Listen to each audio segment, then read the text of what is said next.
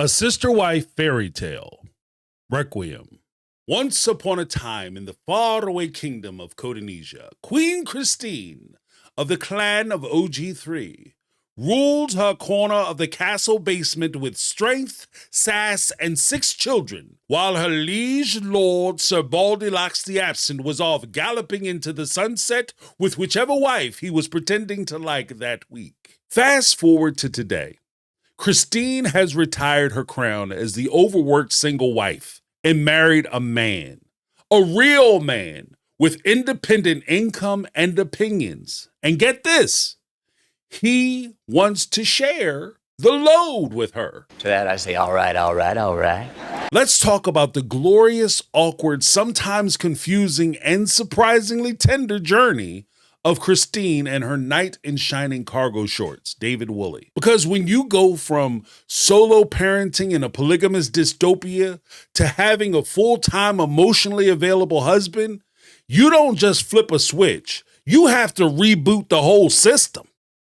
Chapter 1, Married but Basically Single. Now let's not name names, but when Christine was spiritually entangled with the curly-Q cowboy, also known as the man who cried favoritism, she was basically a single mom with a roommate who occasionally dropped by to criticize her oven-baked toast while in search of his favorite "I have a hot date with the Duchess of Tear Ducks" t-shirt. Because of his absence, she wasn't simply independent.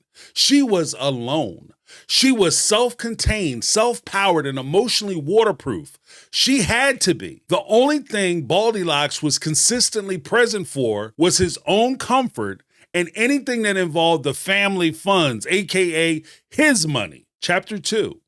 Enter David and the adjustment period. Enter David, the anti-Cody, the man who shows up, speaks up, and dare I say it, follows up by following through with his promises. But even fairy tales need rewrites, because Christine, after years of being her own decision-making body, was suddenly married to someone who said, "Hey babe, what do you think about climbing that fence over there to get a Frisbee?"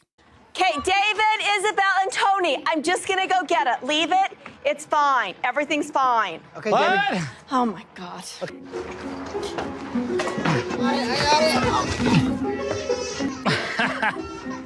I'm a grown up. I can make good decisions on if I'm gonna climb that fence. So if I can climb over that fence, yeah, I'm gonna do it. Nobody's gonna tell me not to. Now, in some cases, old habits die hard, especially when you've been in survival mode for over 25 plus years. Christine was clearly momming David during last week's episode. You know, telling him not to climb fences like he's one of her teenagers. But to be fair, let's be fair, I like to be fair, that fence was sketchy, like made of cracked up popsicle stick sketchy, and definitely had a fresh coat of "bust your ass" written all over it. He's out of line, but he's right. But David, he's got boundaries and adult needs. No, he didn't. Oh, no, he didn't just say, oh, no, he didn't. Yes, he did. Girl, you lying. And the gall to insist on being treated like a grown man as he rebels against his new wife's dictates. Sometimes, fellas, sometimes we just have to know when to listen. You're gonna learn today. Chapter 3, Communication. Now new and improved with actual words. Christine says one of her favorite things about her marriage now, they talk things through. Imagine that, talking with the person you're married to. Revolutionary, right? But the funny thing is, from the show's inception, the family, including Christine, balked at criticism from fans and outsiders who questioned how much time and attention the curly-Q cowboy could actually give each wife and their kids. We were told during more than one interview and couch confession that the permed out patriarch partners better than even the most monogamous of men. You serious? We all suspected that this was false. And by season 16, Christine confirmed it by revealing her true loneliness. Now that she's married, she's finally experiencing what the fans have been recommending for years. Isabel even said it. When Christine first got heavily involved with David, she was nervous at first. She'd never seen a full-time man in the house before because, let's face it, with Mr. Disappearing Dad, the house was more like a bachelorette monastery with kids and a camera crew. Hold up. Wait a minute. Come on, man. Chapter 4, Trust, Safety, and the Great Stepdad Redemption Arc. Enter David. Isabel says he made the family feel safe without overstepping. A solid, steady presence. The kind of guy you trust to fix your fence and make it nice and strong so that way when some older gentleman tries to climb over it against his wife's wishes, he won't have a trip to the ER. It's amazing. As opposed to the kind of guy who gaslights you while he's hocking his new wife's turquoise-encrusted junk jewelry. It's a my sister wife's closet original. On this same side of the coin, we have senior sad sacks who had Christine begging him to make time for his kids. Speaking of which, I bet he was real interested about seeing Truly after she mentioned taking him to court for child support. Show me the money.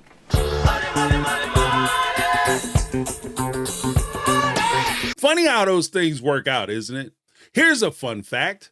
That jackass genius thought he could neutralize child support obligations by claiming he had Truly 50% of the time. A casual Google Maps search says he lives 8 hours away. Now that's a hell of a school commute if you ask me. That's the fact, Jack. That's the fact, Jack. Now I know the old timers have these things where they say, when I was your age, I had to go walk to school barefoot in the snow, uphill, both ways. Anything that they say truly would have the trump card for everybody. Truly, don't you respect your elders' story and all they had to suffer with? Way more than you youngsters ever had to put up with. That's nothing. It took me a full workday to get to school. After 7 hours there, I had to travel another 8 hours home, sleep for an hour, and I'm back at it. Now, my thoughts on it is essentially this. Christine isn't just trying to get Papa promises to pay child support to Truly. What she's trying to do is get him to pay attention to Truly. Winning. I bet she got his full attention now. Chapter 5, When Older Love Means Relearning Everything. Here's the real kicker. When you get married in your 50s, after decades of toxic dynamics or just doing life solo, it's not just learning how to love.